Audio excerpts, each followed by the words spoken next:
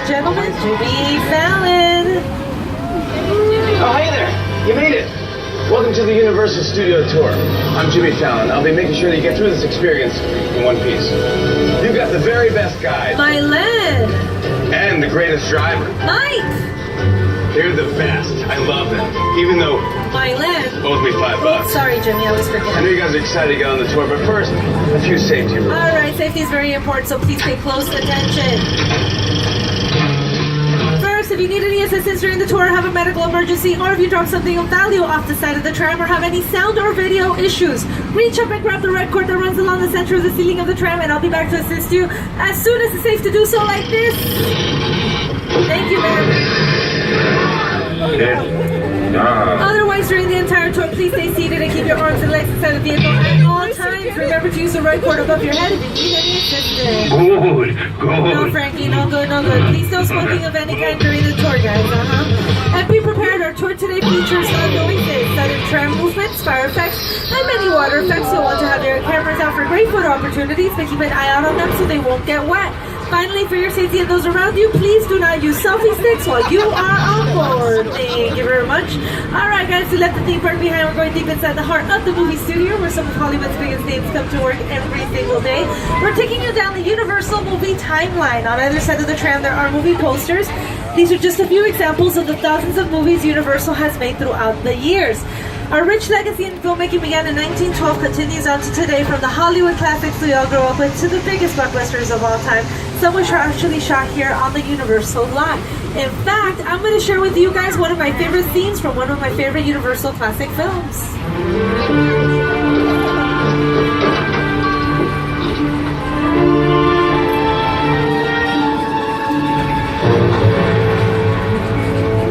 I have the room ready for you and Mrs. Barrington. Thank you, Walker.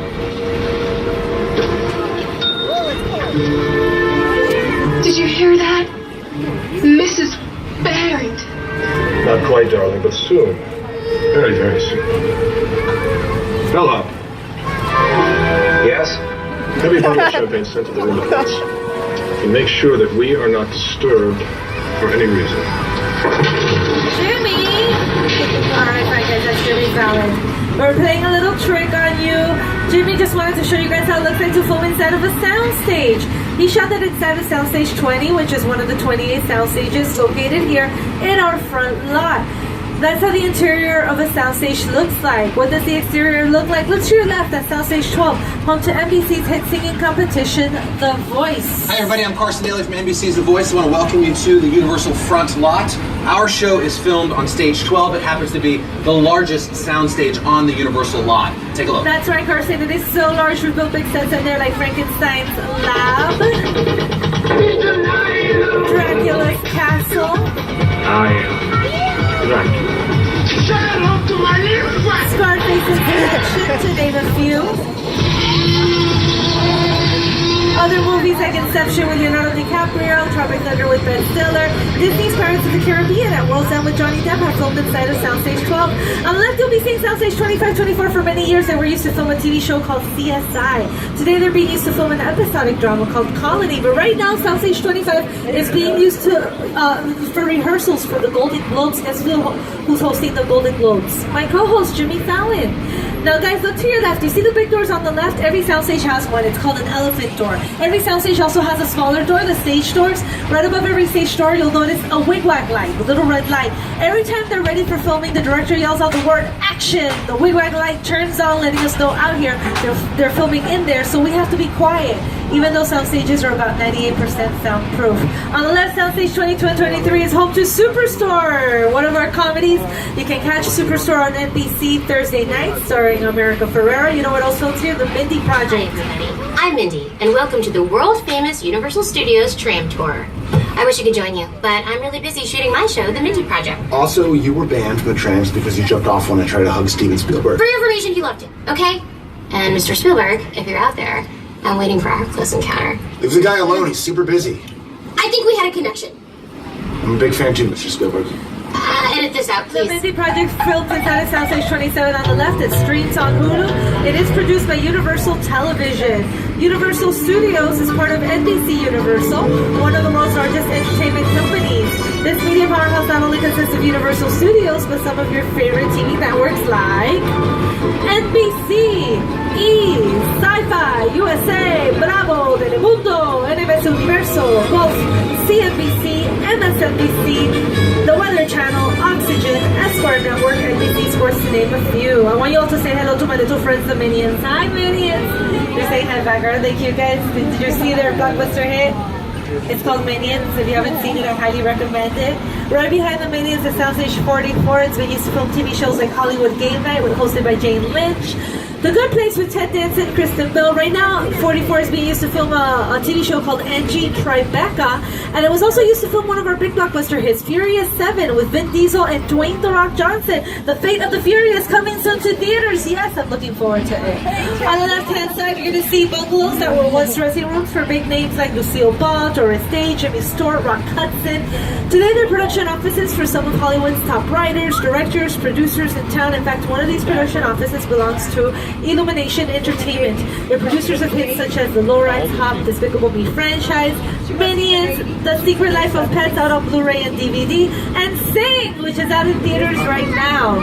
Also, coming up on the left, you're going to notice a bungalow number 5195. It has a very important profile. The profile of this guy, the director of The Birth and Psycho, Alfred Hitchcock. Good evening. My name is Alfred Hitchcock. He likes to appear in his own movies in very original ways. We all know what Look to your left, guys. You'll notice Hitchcock's profile. That used to be Hitchcock's original production office. Today it is home to the De Laurentiis Company. They brought to both the big screen and small screen the legend of Dr. Hannibal Lecter. Also coming up on the left, you'll notice two brand new high-tech sound stages that were recently built, and Hairspray Live premiered inside of these sound stages December 7th, not that long ago. Right now they're filming in their reality show called World of Dance. Now guys, we're going to say goodbye to the front lot and hello to the back lot, where the world is literally just right around the corner. Here we go. You're going to notice some tall buildings here. They look like they're made out of brick and stone. In reality, they're made out of fiberglass, foam rubber, metal, and wood. They're what we call facades. They're just the fronts and sides of the buildings. We build here everything the camera needs to see, and we film all the exterior scenes at a larger scale, with the exception of some of these buildings that have an open interior with a steel infrastructure, which we call a practical set, allowing production to film both indoors and outdoors. We're also going to be taking you guys by Brownstone Street. Look to your right. Mindy lives here for the Mindy Project. Classic movies like The Sting with Robert Redford, Paul Newman, shot here, won an Academy Award for Best Picture. And comedies like Bruce Almighty with Jim Carrey, Jennifer Aniston. the dog! I'm in the shower. And their little dog too. Like bad, outside good. Like bad, outside good.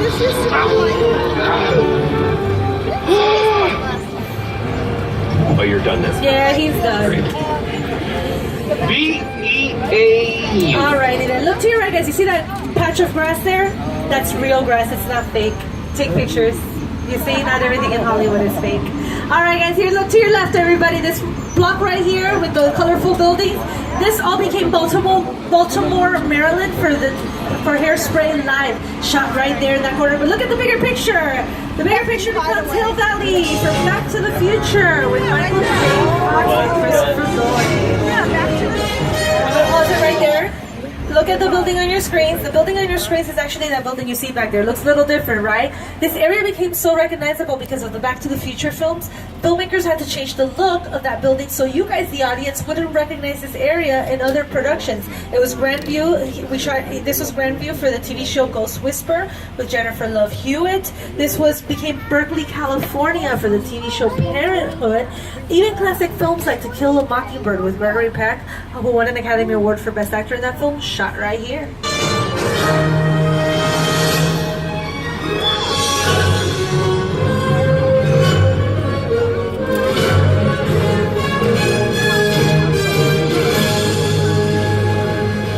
Alright, start spreading the news. We're heading right now, and you're all going to be a part of it. New York, New York. So if you were not there last night for New Year's, you're here right now, guys. Take pictures, take selfies. Here we are, guys. Happy New Year. New York has our very own Macy's, our very own Broadway theaters. Hey, you know who's no stranger to New York? my co-host Jimmy Fallon. He films at the night show there in New York. Let's see if Jimmy's there in New York right now to see how his New York looks like compared to our New York over here. Jimmy? Hey everyone, welcome to New York. I got my start right here in New York on Saturday Night Live. This is actually my old neighborhood. What's got mugged over there? An old woman. Tough lady. This is my favorite hot dog guy. Hey buddy, how's it going? Remember me? No. Just like old times. Gotta love New York City. Hey, I'm walking here. I'm walking here. It's cool, guys. I was just walking there. So it's not exactly New York, but a lot of times when you see New York in the movies, it was shot right here on the Universal Metro sets. If you can make it here, you can make it anywhere. Even if you make it here on the Universal lot. That's right. A couple of examples of our New York brownstone area that we just passed. Some classic films that shot around here.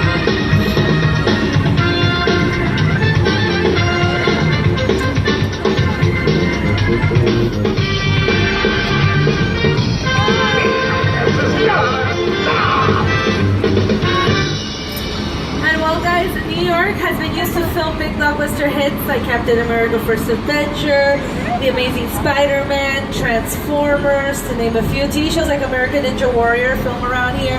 House, How I Met Your Mother, NCIS, CSI, Marvel's Agent Carter, Marvel's Agents of S.H.I.E.L.D., to name a few, have shot around here. Countless of TV commercials, music videos, you name it. But you know what, guys?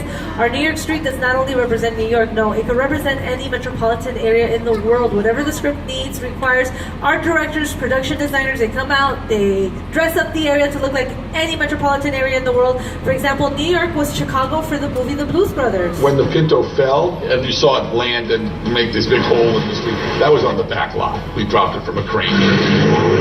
You dig like that in Chicago, you're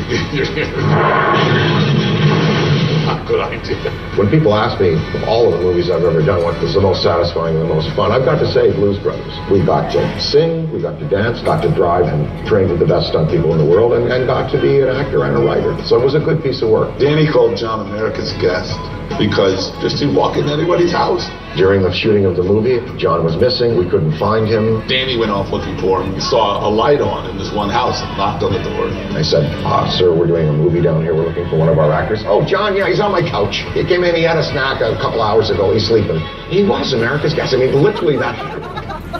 And New York also represented Los Angeles for period piece, took place in the 1920s. The film called Changeling, directed by Clint Eastwood, starring Angelina Jolie. So our directors, production designers, they made all of New York look like LA in the 1920s, and they had the actors, costumers, wardrobe came out, dressed up the actors in wardrobe from that time era as well. Very cool. And recently, New York was Boston for a movie coming soon to theaters, starring Ben Affleck and directed by Ben Affleck, called Live by Night. It's a gangster film, and it's another period piece. It takes place in the 1930s. That shot here recently, not that long ago. So they had all the cars from the 1930s here in New York, and again, the actors dressed up in the costumes from that era, more of that gangster style. So it was really cool. Now, guys, if you look to your right-hand side, you see on the building with the green trimming 447. That's actually Mindy Kaling's office in the Mindy Project. So let me show you how that works here at movie studios. Like I said, these are facades, just the fronts and sides of the buildings. So if you walk in there, there's nothing. You can't walk, you're not walking into an office because it's a facade. You only see wood, you only see metal. They only film the exterior scenes here with her walking in and out or any outdoor scenes. The interior of her office is inside of Soundstage 27. That's an example. Like I did mention earlier, we do have some practical sets that allow us to film both indoors and outdoors. I'll be pointing out some of those throughout the tour ride as well for you guys. All right? Okay, guys, so you know, a lot of high-profile directors have collaborated with us here at Universal throughout the years, from Alfred Hitchcock to Steven Spielberg to Angelina Jolie to Academy Award-winning director Peter Jackson. It's the original King Kong that made me want to direct movies. I saw that movie on TV when I was about 8 or 9 years old, and I wanted to become a filmmaker. Action! I like films that just take you away from your real life and sweep you up in adventure. Kong literally does that. I mean, you're on board the ship, you're sailing to a lost island, you're encountering monsters and creatures from, prehistoric times. So I was thrilled when Universal invited me back to Skull Island, and it's great to have you along for the ride. Now, we have created this 3D immersive experience, so you're going to have your glasses ready. Don't put them on yet, but just have them in your hand because we're about to return to Skull Island. We really put a lot of thought into the character and personality of Kong, and he's so much more than a monster. In fact, he's not a monster. He is an incredibly majestic, ancient creature. He's a force of nature. He's old, he's wise, he's proud, he's fierce, and obviously he has a heart. The most important feature with Kong are his eyes. Kong's eyes are wonderfully expressive. They're full of emotion. His eyes are like a window into his personality and his heart. He's had an enormous number of encounters with his foes, the T-Rexes and the various dinosaurs on Skull Island, so he's been beaten up, scarred, chewed up, spat out by these dinosaurs at various times, and he wears the scars of a lot of ancient battles. The Universal Tram is winding its way through a very rough, narrow trail in Skull Island, allowing the visitors a little sneak peek at some of the wildlife of Skull Island. In a sense, this is like a mini sequel, a mini continuation. We are just taking the Kong and Skull Island and the dinosaurs that we established in our feature film. And this is, another day, another incident on Skull Island, using the creatures and the character and personality of Kong as he appeared in the movie. Ladies and gentlemen, please hold on to your personal belongings. Remain seated at all times.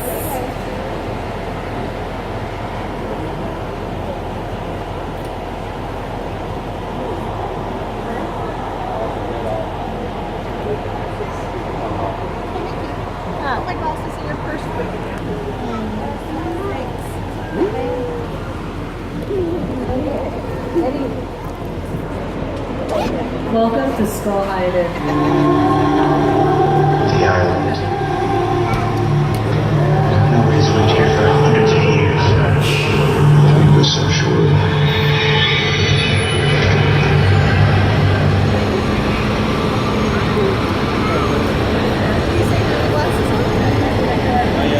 Not yet, but I'm just putting mine on.